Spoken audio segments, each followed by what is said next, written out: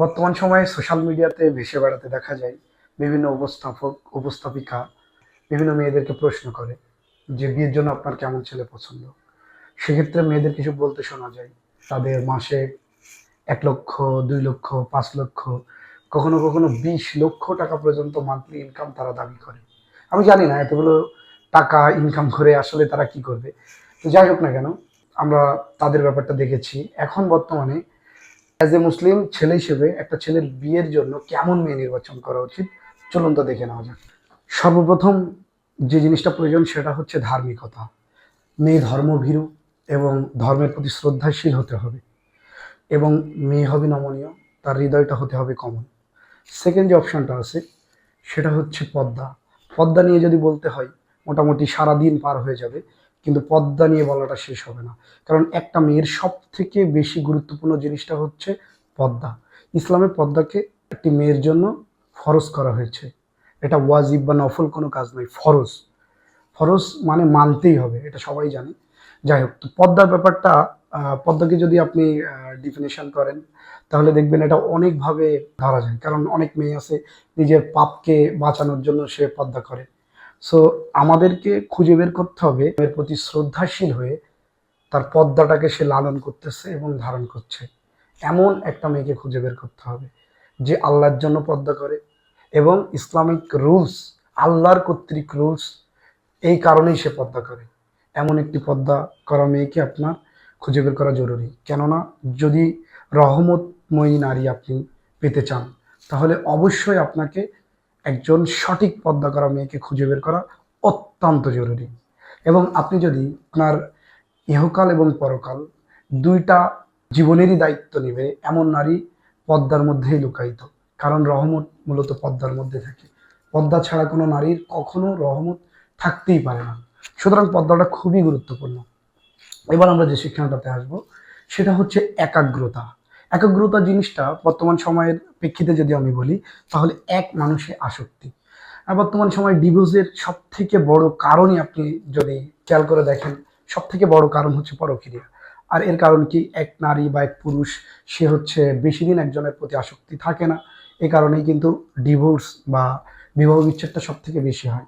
সুতরাং একাগ্রতা থাকাটা খুবই খুবই জরুরি। সে নারী, তার চিন্তা ভাবনা, তার মস্তিষ্ক, তার সব কিছু জুড়েই শুধুমাত্র আপনি থাকবেন এমন মেয়েকে বাছাই করুন। এরপর আপনাকে যে জিনিসটা মাথায় রাখতে হবে সেটা হচ্ছে শিক্ষা। শিক্ষার মধ্যে অনেকগুলো স্তর আছে, যেমন জেনারেল শিক্ষা, পারিবারিক শিক্ষা, ধর্মীয় শিক্ষা, এছাড়াও ব্যক্তিগত শিক্ষা। সো এর মধ্যে আমি যদি জেনারেল শিক্ষাকে বলি, ইন্টারমিডিয়েট অথবা অনার্স পাস করা হইলেই এটাই মোর দ্যান এনাফ। তবে ধর্মীয় শিক্ষা অবশ্যই থাকতে হবে। কেননা একটি সন্তানকে সুসন্তান হিসেবে গড়ে তোলার জন্য তার মায়ের ভূমিকা অপরিসীম। সুতরাং আপনার ভবিষ্যৎ প্রজন্মকে সুন্দর করে গুছিয়ে নিতে চাইলে অবশ্যই নারীর শিক্ষার প্রতি আপনার গুরুত্ব দিতেই হবে। এই ক্ষেত্রে জেনারেল শিক্ষা কিছুটা কম থাকলেও কোনো প্রবলেম নাই, তবে ধার্মিক এবং ধর্মীয় শিক্ষা অবশ্যই মায়ের মধ্যে থাকতে হবে। এরপরে আসি পারিবারিক মূল্যবোধ। পারিবারিক মূল্যবোধ বলতে কি বোঝায়? যেহেতু আপনি এখনো বিয়ে করেন নাই, সুতরাং আপনার বাবা মাকে দেখবে কিনা এটা ডিপেন্ড করে ওই মেয়ে তার নিজের বাবা মায়ের প্রতি কতটা শ্রদ্ধাশীল, তাদের বাবার কথা শুনে কিনা অ্যাটলিস্ট, তাদেরকে কেমন ভাবে মূল্যায়ন করে, এই জিনিসগুলোকে আপনাকে নোটিশ করতে হবে। কারণ যে মেয়ে তার নিজের বাবার কথা শুনে না বা তাকে সম্মান করে না, সেই মেয়ে কখনো পৃথিবীর কাউকেই সম্মান করতে পারে না। এরপরে আমি যে পয়েন্টটা নেব সেটা হচ্ছে ধৈর্য এবং সহনশীলতা। দেখুন, বর্তমান সমাজে একজন বাবা তার মেয়েকে যত সুন্দরভাবে রাজকন্যার মতো করে মানুষ করে, বিয়ের পরে ব্যাপারটা একটু চেঞ্জ হয়ে যায়, একটু ডিফারেন্ট। কারণ সে তার নিজের সংসারে আসে, অ্যাজ এ নিজের সংসার হিসেবে তাকে সেগুলা করতে হয়। সুতরাং বাবার বাড়ি থেকে শ্বশুর বাড়ির মধ্যে কিছুটা ডিফারেন্ট থাকবে, খুবই স্বাভাবিক। তো এই অবস্থাতে দেখা যাচ্ছে বাবার অবস্থান যদি বেশি ভালো হয়, কিন্তু সেই তুলনায় স্বামীর অবস্থান একটু কম হয়, তখন অনেক সময় ওই মেয়ের মানিয়ে নেওয়াটা একটু কঠিন হয়। সো এই ক্ষেত্রে অবশ্যই ধৈর্য এবং সহনশীলতার পরিচয় দিতে হবে। কারণ যদি সে ধৈর্য ধরে না থাকতে পারে তবে সুখটা তার জীবনে আসাটা ডিফিকাল্ট হয়ে যায়। এরপরে যদি আমি আসি, সেই পয়েন্টটা হচ্ছে মানসিকতা। মানসিক দিক অবশ্যই খুবই খুবই গুরুত্বপূর্ণ একটা বিষয়। কারণ একটা মেয়ের মানসিকতার উপর ডিপেন্ড করে আপনি ঠিক কতটা উপরে উঠবেন। অ্যাজ আ ছেলে হিসেবে আপনার ভবিষ্যৎ লাইফকে গড়ার জন্য এবং আপনার লাইফের সাকসেসের সিঁড়িগুলা আপনার জীবনসঙ্গী নির্ধারণ করে দেয়। কেননা একটা পথ আপনি পাড়ি দিচ্ছেন, আপনি হয়তো বাইরে বিজনেস হোক বা আপনার একটা চাকরি হোক বা আদার্স কোনো কিছু যেটাই হোক না কেন, সব কিছুতে যদি পারিবারিকভাবে আপনি সাপোর্ট না পান এবং বেসিক্যালি যখন একটা ছেলের বিয়ে হয়ে যায় সাংসারিকভাবে, তার ওয়াইফের সাপোর্ট যদি সে কোনো কাজে না পায়, সেই ক্ষেত্রে তার সাকসেস হওয়াটার পার্সেন্টেজ অনেকটাই কমে যায়। সুতরাং আপনি যে জীবন সঙ্গীকে বাছাই করবেন তার মানসিকতা আপনার সাথে কতটা ম্যাচ করে এটা জানাটা খুবই গুরুত্বপূর্ণ। বিয়ের আগেই প্রথমেই তার মানসিকতার সাথে আপনার মানসিকতা অ্যাডজাস্ট হয় কিনা, অথবা না হইলে সে অ্যাকচুয়ালি অ্যাডজাস্ট করে নিতে পারবে কিনা, অথবা আপনি পারবেন কিনা, এই জিনিসটা একটু মিলিয়ে নেওয়াটা গুরুত্বপূর্ণ বলে আমি মনে করি। এছাড়াও যদি ছোট মন মানসিকতার কোনো মেয়ে কোনোভাবেই আপনার কপালে একবার জুটে যায়, তবে আপনি আপনার পরিবারের ব্যাপারে কোনো সিদ্ধান্ত নিলে দেখবেন সবার আগে সেই বাধা হয়ে দাঁড়াবে। সুতরাং সবকিছু ঠিক রাখার জন্য অবশ্যই একজন বড় মন মানসিকতার নারীকে প্রয়োজন আছে। সুতরাং যখনই বিয়ের জন্য একটা নারীকে আপনি সন্ধান করবেন, তখন অবশ্যই মানসিকতাটা একটু বড় থাকাটা প্রয়োজন আছে। পারস্পরিক বোঝাপড়া, একটু আগেই মানসিকতার ব্যাপারে বলে এসেছি, এখন হচ্ছে পারস্পরিক বোঝাপড়া। আপনার সাথে তার বোঝাপড়া ঠিক কেমন হবে? অনেক সময় অ্যারেঞ্জ ম্যারেজের ক্ষেত্রে দেখা যায় ছেলে এবং মেয়ে দুইজনের মানসিকতা মেলার জন্য অনেক বেশি টাইম লেগে যায়। তো বর্তমান সময়ে মেয়ে বা ছেলে সবারই ধৈর্য শক্তি একটু কম থাকার কারণে অনেক সময় তারা দুজন দুজনকে সঠিকভাবে বুঝে ওঠার আগেই সংসারটা শেষ হয়ে যায়। সুতরাং এই সমস্ত সমস্যা থেকে বাঁচার জন্য অবশ্যই আপনাকে প্রথমেই তার মানসিকতা বোঝার প্রয়োজন আছে।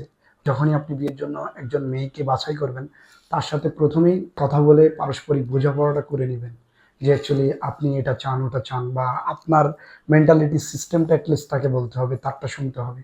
যদিও কখনো দুইজন মানুষের মেন্টালিটি একরকম হতে পারে না, সুতরাং অ্যাডজাস্ট করে নিতে হবে। এটাই একটা সংসার বা দুইজন মানুষের, যখন সেটা বন্ধুত্ব হোক বা যে কোনো সম্পর্কে, অবশ্যই বোঝাপড়াটা দুই দিক থেকেই আসে। কখনো ছেলেকে অ্যাডজাস্ট করতে হয়, কখনো মেয়েকে। তো এই অ্যাডজাস্টমেন্টের ব্যাপারটা অবশ্যই ঠিক থাকতে হবে। এরপরের পয়েন্টটা হচ্ছে সততা ও বিশ্বস্ততা। সততার ব্যাপারে কখনো স্যাক্রিফাইস করাও ঠিক না, কেননা সততা ও বিশ্বস্ততা ছাড়া একটা সম্পর্ক কখনো দীর্ঘ দিন টিকতে পারে না। সুতরাং সততা থাকতে হবে এবং বিশ্বস্ততা থাকতে হবে। আপনার জীবনসঙ্গী যদি বিশ্বস্ত না হয়, তবে তাকে নিয়ে আপনার সারাটা জীবন চলাটা খুবই কঠিন হয়ে যাবে। সুতরাং সততা এবং বিশ্বস্ততার প্রশ্নে স্যাক্রিফাইস করা প্রশ্নই আসে না। এরপরে আমি যদি কোন পয়েন্টকে রাখি, সেটা হচ্ছে পরিমিতিবোধ। যদিও আমি একটু আগে ওই পয়েন্টটার কিছু বিবরণ বলে এসেছি। যেমন দেখবেন ঈদের সময় বিভিন্ন নিউজ চ্যানেলে দেখা যায় একটা নারীকে জিজ্ঞাসা করা হয়েছে যে আপনি কত টাকার মার্কেট করলেন, কেউ বলে more than 1 lakh 2 lakh around 3 lakhs। আসলে আমি বুঝি না যে 2 লাখ 3 লাখ 4 লাখ টাকা অ্যাকচুয়ালি একজন একক ব্যক্তির জন্য মার্কেট করার প্রয়োজন আছে কিনা। তো যাই হোক, হতে পারে স্বামী বা বাবার ইনকামের উপর ডিপেন্ড করে শপিং খরচ কম বেশি হতেই পারে, এটা নিয়ে আমার আলাদাভাবে কোনো প্রশ্ন নাই। তবে পরিমিতিবোধ বলতে আমি যেটাকে বোঝাচ্ছি, ধরুন মেয়েটার বাবা ধনী ছিল কিন্তু হাজব্যান্ড গরিব, তো সেই ক্ষেত্রে তার উচিত যতটুকু টাকার মধ্যে তার সবকিছু ম্যানেজ করা যায়, মানে নট অনলি ঈদের শপিং, এখানে ঈদের শপিং বলে বোঝাচ্ছি না, এখানে গোটা পরিবার চলার বা এভরিথিং মেনটেনের জন্য যে কষ্টটা প্রয়োজন, অ্যাটলিস্ট পরিমিতিবোধটা যদি ওই মেয়ের মধ্যে থাকে, তবে সে তার বাবা বা তার অন্য কারোর সাথে অ্যাটলিস্ট তার স্বামীকে গোলাবে না। তার স্বামীর ইনকামের উপর ডিপেন্ড করে সে সব কিছুকে সেইভাবে মেনটেন করবে, এটাকে বলা হয় পরিণতিবোধ। এরপরের পয়েন্টটা হচ্ছে যত্নশীলতা। যত্নশীলতাটা খুবই প্রয়োজন, কেননা প্রত্যেকটা ছেলেই অগোছালো। প্রত্যেকটা ব্যাচেলার ছেলেই দেখবেন তার একটাই আশা থাকে যে আমি অগোছালো তো কি হয়েছে, আমার বউ আসবে, আমি যখন বিয়ে করবো আমার জীবন সঙ্গী এসে আমাকে গুছিয়ে নেবে। তো প্রত্যেকটা ছেলের মধ্যে যত্ন জিনিসটা পাওয়ার একটা আকাঙ্ক্ষা থাকে। ইভেন অনেকগুলো মেয়ের ভিতরেও মাঝে মাঝে দেখা যায় তারাই চায় যে সবকিছু আমাকে যত্ন করা হবে, মানে তাকে সায় দিয়ে দিয়ে চলা হবে, এরকম অ্যাকচুয়ালি অনেক মেয়ে চায়। তো এই সমস্ত মেয়েদের থেকে দূরে থাকতে হবে, কেননা ছেলেদেরকে জন্মগতভাবে একটু অগোছালো ভাবে তৈরি করছে, আর মেয়েদেরকে কেন জানি মনে হয় একটু গোছালো। এবং একটা ছেলের জীবনকে গোছানোর জন্য অবশ্যই একটি মেয়ের প্রয়োজন আছে। তো এই ক্ষেত্রে আপনার জীবনসঙ্গীর একটা বড় ভূমিকা থাকবে এই যত্নশীলতায়। সুতরাং যত্নশীল দেখে একটা মেয়েকে আপনার জীবনসঙ্গী হিসেবে বাঁচতে হবে। এরপর ইতিবাচক মনোভাব। আসলে সংসার একটি লং টাইম প্রসেস। যুবক বয়সে বিবাহর পরে আপনি যতদিন বাঁচবেন গোটা জীবনটা আপনার একটা মানুষের সাথে কাটাতে হবে। সুতরাং ইতিবাচক মনোভাবটা খুবই প্রয়োজন, কেননা সাংসারিক এবং পারিবারিক এবং পার্সোনাল জীবনে যদি ইতিবাচক মনোভাব জিনিসটা দুজনের মধ্যে না থাকে, তবে দুজনের মধ্যে ভালো সম্পর্ক ধরে রাখাটা আসলেই একটু কষ্টকর। সুতরাং ইতিবাচক মনোভাবের একটি মানুষকে আপনার জীবনের জন্য বাছাই করা প্রয়োজন। এরপরে যে পয়েন্ট আছে সেটা হচ্ছে লক্ষ্য এবং স্বপ্ন। একটা মানুষের জীবনে কি কি লক্ষ্য থাকতে পারে? অ্যাজ এ ছেলে হিসেবে আপনার লক্ষ্যটা থাকবে অনেক উপরের দিকে, এটা খুবই স্বাভাবিক। নারীকে আল্লাহ তাআলা তৈরি করছেন শুধুমাত্র তার স্বামীকে তার মস্তিষ্কগতভাবে এবং তাকে খুশি করার জন্যই আল্লাহ তাআলা নারীদেরকে তৈরি করেছেন। সুতরাং অ্যাজ এ ছেলে হিসেবে আপনার লক্ষ্য এবং স্বপ্ন অনেক উপরে থাকতে পারে। তবে শুধুমাত্র দুনিয়াবিদ লক্ষ্য এবং স্বপ্ন নিয়ে থাকলেই হবে না, কারণ আপনি অ্যাজ এ মুসলিম হিসেবে আপনার এটা মাথায় রাখতে হবে যে আমাদের আখিরাত, এবিধ চিন্তাভাবনা করেও যে কোন নারী আছে আখিরাতের পথটাকে সহজ করে দেয়, আপনার মৃত্যুর পরের জীবনটাকে সহজ করে দিবে, এমন নারীকে আপনি বাছাই করবেন। কেননা আপনার লক্ষ্য পূরণের জন্য আপনার বাছাই করা জীবনসঙ্গী গুরুত্বপূর্ণ ভূমিকা পালন করবে। এই জিনিসটা মাথায় রেখেই লক্ষ্য এবং স্বপ্নের ব্যাপারটা ভাবতে হবে এবং একটা নারীকে চয়েস করতে হবে। তারপরে আরও একটি গুরুত্বপূর্ণ পয়েন্ট এখানে আছে, সেটা হচ্ছে পারস্পরিক শ্রদ্ধা। পারস্পরিক শ্রদ্ধা এই জিনিসটা থাকতেই হবে, কারণ যখন আপনি লং টাইম একটা সম্পর্কে আবদ্ধ থাকবেন, তখন আপনার পার্টনার যদি আপনাকে শ্রদ্ধা না করে বা আপনি যদি তাকে শ্রদ্ধা না করেন, তার ইচ্ছাকে আপনি শ্রদ্ধা না করেন বা আপনার ইচ্ছাকে সে শ্রদ্ধা না করে, আপনি কিছু একটা বললেই তার মেজাজটা খিটখিটে বা গোমরা টাইপের হয়ে যায়, তাহলে এখানে পারস্পরিক শ্রদ্ধার ব্যাপারটা ফুটে ওঠে না। এবং এই ক্ষেত্রে দুজন মানুষ সংসার ঠিকই করে গেলেও দুজনের ভিতর থেকে কিছু কিছু গ্যাপ থাকতে পারে। সুতরাং এই জিনিসটা অবশ্যই ঠিক রাখতে হবে। দুজনের প্রতি শ্রদ্ধা, ভক্তি, ভালোবাসা, এই জিনিসগুলো অবশ্যই, হ্যাঁ, যতটা সম্ভব একেবারে পরিপূর্ণ করে রাখতে হবে। এরপরে আসি ভবিষ্যৎ পরিকল্পনা। অ্যাকচুয়ালি ভবিষ্যৎ নিয়ে এতটা পরিকল্পনা করার মতো কিছু নাই এমনটাও বলা যায় না, কারণ সবকিছুতে একটু হইলেও ভবিষ্যতের কথা ভাবা উচিত। সুতরাং ভবিষ্যতের পরিকল্পনা দুজনের সাথে ডিসকাস করে ভবিষ্যৎ পরিকল্পনা করা উচিত, যে অ্যাকচুয়ালি আমাদের ভবিষ্যতে আমরা কি চাচ্ছি।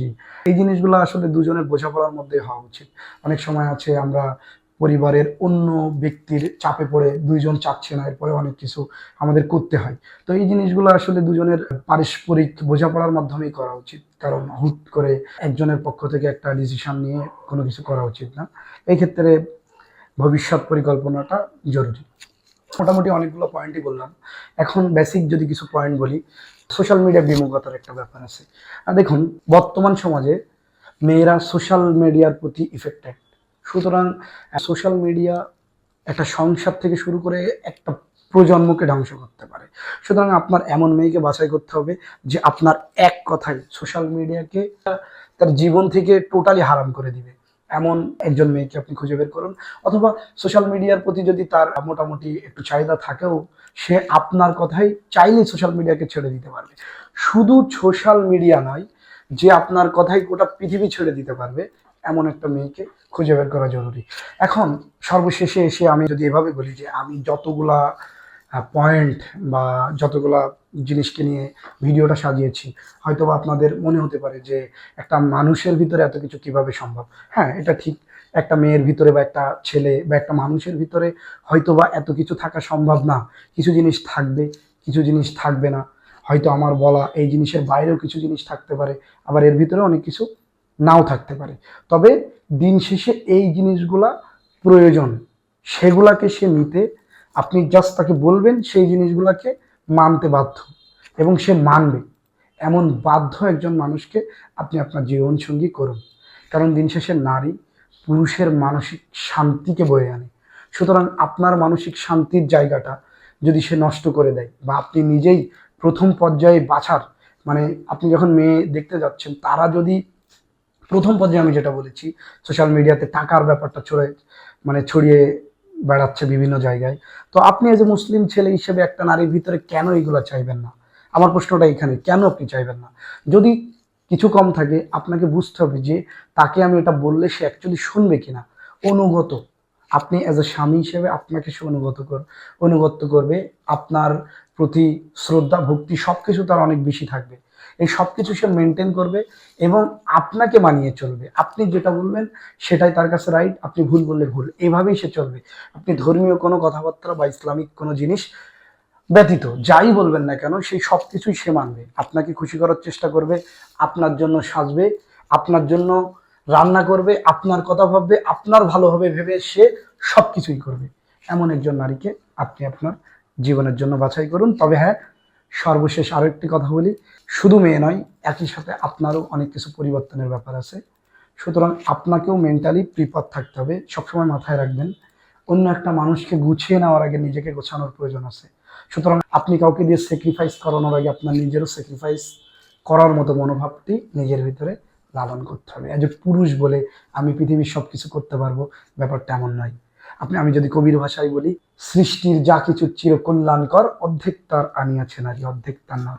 যাই হোক, আমার সমস্ত কথাবার্তার মধ্যে অনেক কিছু আপনাদের ভালো লাগতে পারে, কিছু আপনাদের মতের হতে পারে, কিছু আপনাদের কিছু কিছু জায়গায় আপনাদের দ্বিমত থাকতে পারে, থাকবে, এটাই স্বাভাবিক।